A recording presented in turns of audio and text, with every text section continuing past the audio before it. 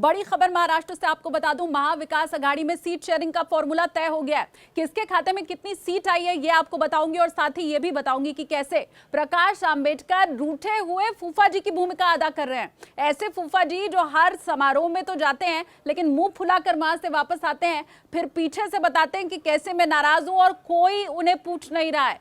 इतनी सीट हम तुम्हें दे रहे हैं, लड़ना है लड़ो, नहीं तो अपने रास्ते जाओ। हमें यह भी पता है तुम्हारी सीट किसे देनी है। सीट शेयरिंग का फॉर्मूला क्या है और क्या नाराजगी है प्रकाश आंबेडकर की, ये हर बात आपको बताऊंगी। लेकिन न्यूज़ 18 इंडिया के यूट्यूब चैनल को पहले आप सब्सक्राइब कर लीजिए।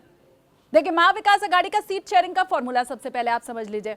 उद्धव ठाकरे वाली शिवसेना को मिली है 23 सीटें, कांग्रेस के खाते में गई है 15 सीटें। इसके अलावा एनसीपी शरद पवार को 6 सीट मिली है और 4 सीट रखी गई है प्रकाश आंबेडकर की वीबीए के लिए। औपचारिक ऐलान इसका बाकी बचा है। न्यूज़ 18 इंडिया ने पहले ही आपको ये जो seat sharing formula Mahavikas Aghadi का है वो बता दिया है। अब बस जब ना इसका ऐलान हो जाए आप इतना समझिए। अब बड़ी बात यह है कि प्रकाश आंबेडकर रुस गए हैं, रूठे हुए वो हैं। देखिए, भारत जोड़ो न्याय यात्रा का समापन हुआ मुंबई के अंदर। राहुल गांधी के साथ साथ वहां पर मंच पर दिखाई दिए प्रकाश आंबेडकर, थे वहां पर मौजूद थे। तब ऐसा लगा कि हर परिस्थिति में वो महाविकास आघाड़ी के साथ रहेंगे, लेकिन वो सिर्फ कांग्रेस के साथ अभी दिखाई दे रहे हैं।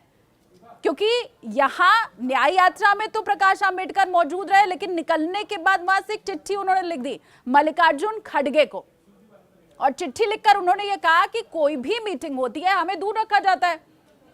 शरद पवार मीटिंग कर लेते हैं, उद्धव ठाकरे मीटिंग कर लेते हैं, हमसे तो पूछा ही नहीं जाता है, हमें तो बुलाया ही नहीं जाता है, हमसे तो कोई राय ही नहीं ले रहा है। अब ऐसे में ये दोनों पार्टियां जो भेदभावपूर्ण व्यवहार हमारे साथ कर रही हैं, मैं तो नाराज हूं उनसे और मेरा विश्वास इन दोनों ही पार्टियों ने खो दिया है। हाँ, कांग्रेस के मैं साथ हूं। उन्होंने ये लिखा अपने खत के अंदर कि 7 सीटें जहां पर हमें हमारा पावर दिखाई दे रहा है वहां पर कांग्रेस को हम पूरी तरह समर्थन करते हैं।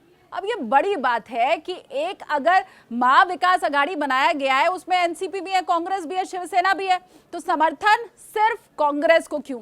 2 पार्टियां जो समर्थन है, विश्वास है, वो प्रकाश आंबेडकर का खो चुकी हैं। ये सीधा सीधा उन्होंने लिखा अपने खत के अंदर मल्लिकार्जुन खड़गे को।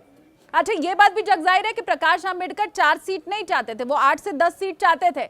अब चाहत किसी भी तरह से ये जो पार्टियां और गठबंधन बनता है उसमें पूरी होती कहां है? तो वही बात है, प्रकाश आंबेडकर की भी ये जो चाहत थी वो पूरी नहीं हुई है। 4 सीट प्रकाश आंबेडकर की वीबीए को देने की बात कही गई है और ये भी स्पष्ट है कि अगर इतने भर से संतुष्ट नहीं हुए प्रकाश आंबेडकर तो ये 4 सीट कांग्रेस के खाते में चली जाएगी। फिर सीट शेयरिंग कैसे होगा? 23 सीट उद्धव ठाकरे शिवसेना को, 15 सीट कांग्रेस की और 4 सीट वीबीए वाली भी जोड़ दीजिए तो 15 4 19 सीट कांग्रेस को।